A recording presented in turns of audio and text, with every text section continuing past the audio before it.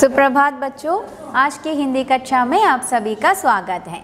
ठीक है, तो छात्रों आज हम एक नया कार्य करेंगे। तो कार्य सीखने से पहले हम दो व्यक्तियों के बीच के कॉन्वर्सेशन को देखते हैं, बातचीत को देखते हैं। ठीक है, तो आप भी अपने टेक्स्ट बुक खोलिए और पेज नंबर 26 निकालिए। वहाँ भाषा से पाठ से भाषा समझकर समझिए और पढ़िए। वहाँ पर दो व्यक्ति का कॉन्वर्सेशन लिया है, हरिया और भोला। दो आदमी हैं, हरिया और भोला, और ये दोनों अपने बीच में आपस में बातचीत कर रहा है। एक है हरिया और एक है भोला, दोनों बातें कर रहे हैं। तो पहले हरिया ने पूछा, भोला सभी काम समय से होना बहुत ज़रूरी है। तो भोला, सही कह रहे हो हरिया, जब बारिश का समय था तब बारिश नहीं हुई। हरिया, हाँ ठीक कहा, और इसी कारण सूखा पड़ गया है। तो यहाँ पर देखिए, हरिया और भोला बारिश के बारे में या समय के बारे में बात कर रहा है ना। हरिया ने कहा, भोला सभी काम समय से होना बहुत ज़रूरी है। हमारे जीवन में समय का क्या महत्व होता है। सभी काम समय में समय पर हमारे सारे काम का पूरा होना बहुत ज़रूरी होता है ना। समय में करेक्ट टाइम में काम को पूरा कर लेनी चाहिए। तो भोला ने कहा, अरे भाई हरिया, तुमने तो बहुत सही कहा। जब बारिश का मौसम था तो बारिश होने की जगह अगर बारिश नहीं हुई तो बहुत मुसीबत पड़ जाएगी, है ना। हमारे किसान के पोएम में हमने देखा, बादल कब आओगे। जब बादल आने का समय है तो करेक्ट समय पर बादल को आ लेने चाहिए। अगर नहीं आया तो बहुत गड़बड़ हो जाएगी। तो समय का हमारे जीवन में बहुत महत्व होता है। तो हरिया ने कहा, हाँ ठीक कहा तुमने, और इसी कारण क्या पड़ गया, सूखा पड़ गया, ड्रॉट हो गया, है ना। इसी कारण सूखा पड़ गया। तो देखिए यहाँ पर दोनों के बातचीत से, हरिया और भोला के बातचीत से हमने समय का हमारे जीवन में क्या महत्व होता है उसके बारे में हमें थोड़ी सी क्या है ज्ञान प्राप्त हो गई है ना। तो जीवन में समय के महत्व को यहाँ पर इन दोनों ने व्यक्त किया है। और समय का ही दूसरा नाम होता है काल, कालम, टेंस, है ना। काल, टाइम यानी समय। तो समय का ही दूसरा नाम होता है काल। तो काल मतलब क्या है, किसी काम के करने या होने के समय को काल कहते हैं। ड्यूरेशन, किसी काम के करने या होने के समय को, ये जो ड्यूरेशन होता है, कुछ कार्य करने के लिए हमें बहुत सारे वक्त की ज़रूरत होती है। कुछ कार्य हम कल किया हुआ कार्य होता है और कुछ कार्य हम आज कर रहे होता है, और कुछ कार्य क्या करते हैं हम कल के लिए छोड़ देते हैं, है ना। कल करने के लिए छोड़ देते हैं। यस्टरडे हमने कुछ कार्य किया, आज टुडे हम कुछ कार्य कर रहे हैं, और टुमारो के लिए हम कुछ कार्य करने के लिए छोड़ भी देते हैं। तो इसीलिए किसी काम के करने या होने के समय को भी हम क्या कहते हैं, काल कहते हैं। ओके। और काल मुख्य रूप से 3 प्रकार का होता है, यस्टरडे, टुडे एंड टुमारो।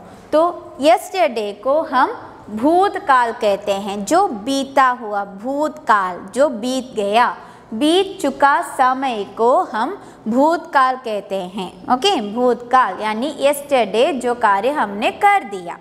कल मैंने खाना खाया था, वो कल का कार्य पूर्ण हो चुका है, भूत हो गया है। तो भूतकाल, बीत चुका समय को भूतकाल कहते हैं। और दूसरा है वर्तमान काल यानी टुडे, अभी इसी वक्त में क्या कर रही हूँ, मैं अभी मेरे छात्रों को पढ़ा रही हूँ, है ना। तो अभी मैं कर रही हूँ, वर्तमान में है ना। टुडे इसी समय में क्या कर रहा है, पढ़ा रही हूँ। और आप क्या कर रहे हैं, पढ़ रहे हैं, है ना। अभी आप पढ़ रहे हैं, मेरी कक्षा सुन रहे हैं, है ना, मुझसे क्लास ले रहे हैं। तो वो क्या हुआ, वर्तमान काल है। तो चल रहा समय, कंटिन्यूइंग, चल रहा समय, अभी जो हो रहा है, चल रहा समय है, तो वर्तमान काल। और और होता है कल के लिए, टुमारो के लिए हम जो कार्य छोड़ देते हैं उसे हम भविष्य काल कहते हैं। भावी, कल के लिए, टुमारो के लिए, यानी आने वाले समय। कल क्या होगा हमें पता नहीं, कल मैं खेलने के लिए जाऊं पता नहीं, कल में खाना खाएंगे पता नहीं, कल में उठ पाएंगे पता नहीं, बीमार हो जाएंगे, कुछ भी हो सकता है ना। तो हम भावी के लिए, भविष्य के लिए जो कार्य छोड़ देते हैं उसे हम भविष्य काल कहते हैं। ओके, तो आने वाला समय, जो आने वाला है, तो यह है past tense, present tense and future tense.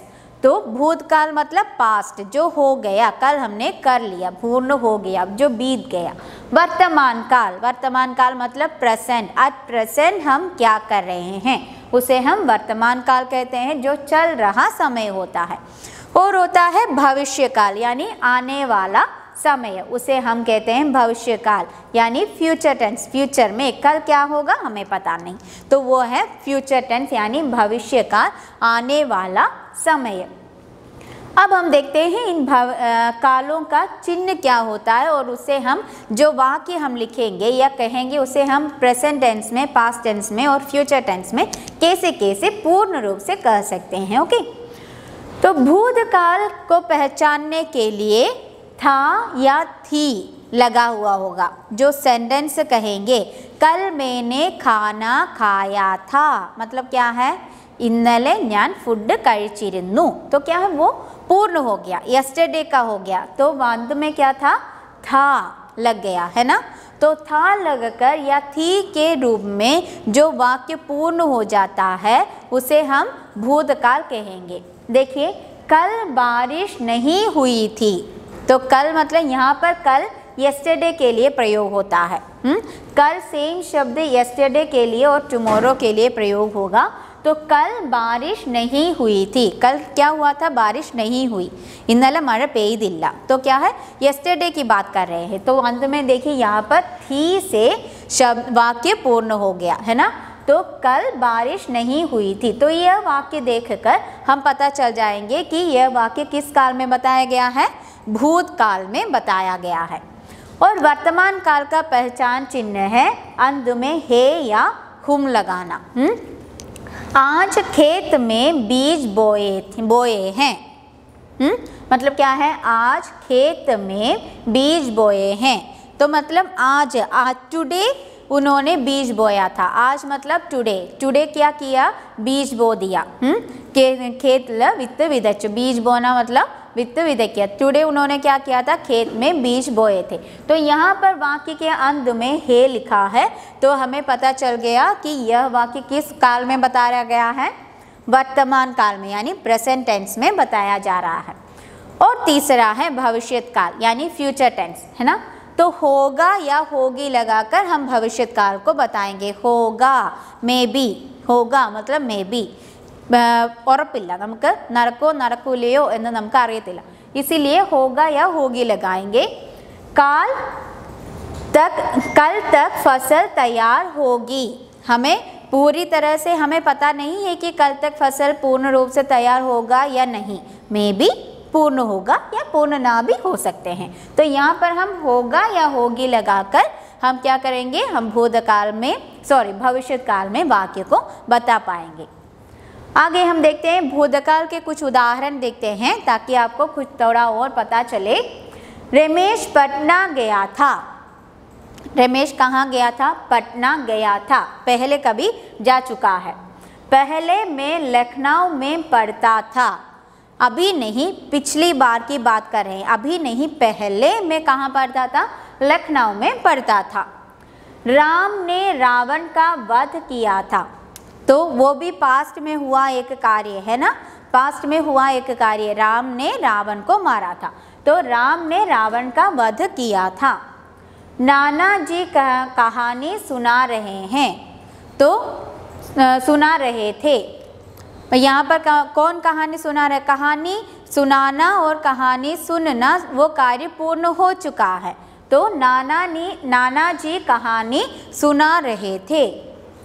वह खा चुका था, मतलब अभी नहीं, पिछले कभी वह खाना खा चुका था। वह आया था, क्या मतलब अभी वो हमारे घर में नहीं, हमारे पास नहीं है, पहले कभी वो आया था, वह आया था। मैंने पत्र लिखा था, अभी लिख नहीं रही हूँ, ना ही मैं कल लिखने वाला है, पिछले कभी मैंने पत्र यानी लेटर लिखा था। रोहन खेलने गया था, तो रोहन अभी कहाँ पर है, अभी घर में नहीं है, बाहर भी नहीं है, वो कहाँ चला गया, खेलने गया था। बच्चा जा चुका था, अभी बच्चा नहीं, बच्चा ना ही कल जाने वाला है, पहले जा चुका था, पहले ही बच्चा जा चुका था।